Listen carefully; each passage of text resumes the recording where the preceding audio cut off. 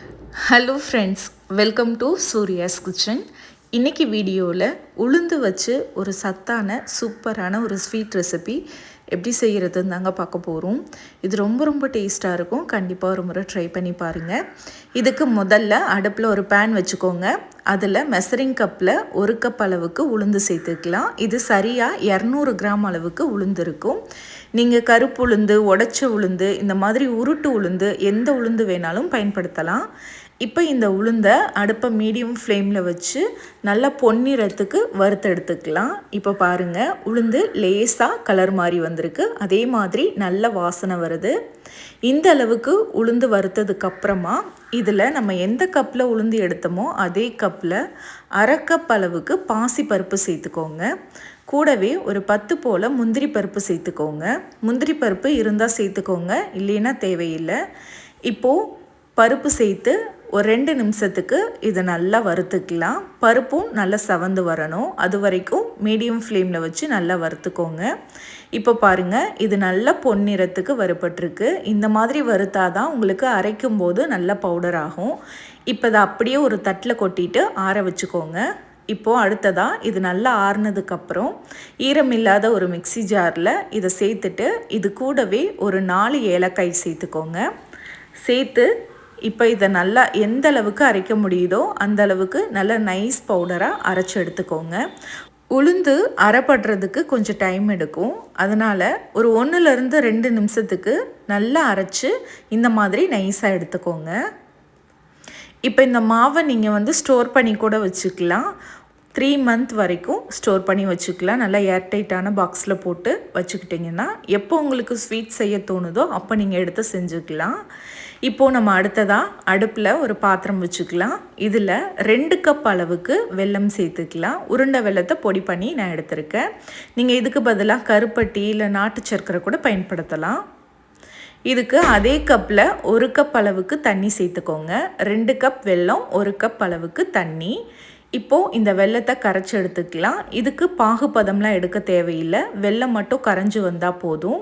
இந்த மாதிரி நல்லா கரைஞ்சதும் அடுப்பை ஆஃப் பண்ணிவிட்டு இதை அப்படியே ஒரு பேனில் வடிகட்டி சேர்த்துக்கலாம். தூசி மண் இருக்கும், அதனால் கண்டிப்பாக வடிகட்டிட்டு சேர்த்துக்கோங்க. இப்போ நம்ம இதில் அரைச்சி வச்சுருக்க பொடியை சேர்த்துக்கலாம். சேர்த்து நல்லா இந்த மாதிரி கலந்து விட்டுக்கோங்க. இப்போது ஸ்டவ் ஆன் பண்ணிக்கோங்க. ஆன் பண்ணிவிட்டு இதை தொடர்ந்து நல்லா கலந்து விடுங்க. கட்டி இல்லாமல் நல்லா ஸ்மூத்தாக வரணும். இந்த மாதிரி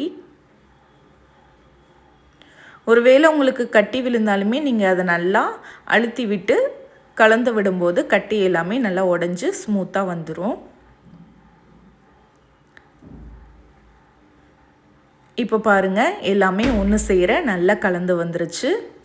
இப்போ அடுப்பை மீடியம் ஃப்ளேமில் வச்சு இது நல்லா கலந்து விட்டுட்டே இருங்க.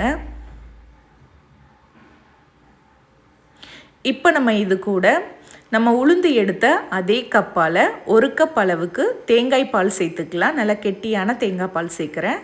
நீங்கள் தேங்காய் பாலுக்கு பதிலாக நார்மலான பசும்பால் கூட சேர்த்துக்கலாம். இப்போ இதை நல்லா நம்ம கலந்து விட்டுக்கலாம்.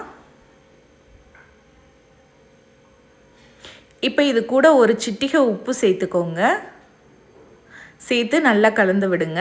இது கூடவே ஒரு டேபிள் ஸ்பூன் அளவுக்கு நெய் சேர்த்துக்கலாம்.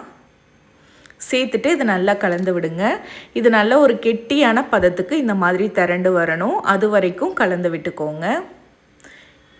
இப்போ பாருங்கள், இது நல்ல ஒரு அல்வா பதத்துக்கு நல்லா திரண்டு வந்துருச்சு. இந்த ஸ்டேஜ் வந்ததும் அடுப்பை ஆஃப் பண்ணிக்கோங்க. நீங்கள் இதை கையில் தொட்டு பார்த்தீங்கன்னா உங்களுக்கு கையில் ஒட்டக்கூடாது. அதுதான் கரெக்டான பதம். இப்போது ஒரு பட்டர் பேப்பர் எடுத்துக்கலாம். இதில் கொஞ்சமாக நெய் இல்லைன்னா எண்ணெய் அப்ளை பண்ணிக்கோங்க. இப்போ இதில் நம்ம ரெடி பண்ணி வச்சுருக்க ஸ்வீட்டை சேர்த்துட்டு இந்த மாதிரி ரோல் பண்ணி எடுத்துக்கலாம். ரோல் பண்ணிவிட்டு நம்ம கட் பண்ணி எடுக்க போகிறோம் ஷேப்காக. இப்போ இதை இந்த மாதிரி அப்படியே நீங்கள் ரோல் பண்ணிவிட்டு இதை ஃப்ரீசரில் ஒரு 2 மணி நேரத்துக்கு நம்ம வச்சு எடுத்துக்கலாம். இப்போ இதை நம்ம அப்படியே ஃப்ரீசரில் வச்சு எடுத்துக்கலாம். 2 மணி நேரம் வச்சு எடுத்தோம்னா நல்லா உங்களுக்கு செட் ஆயிரும். இப்போ பாருங்கள், ஃப்ரீசரில் 2 மணி நேரம் வச்சு எடுத்ததில் நல்லா செட் ஆகிருக்கு.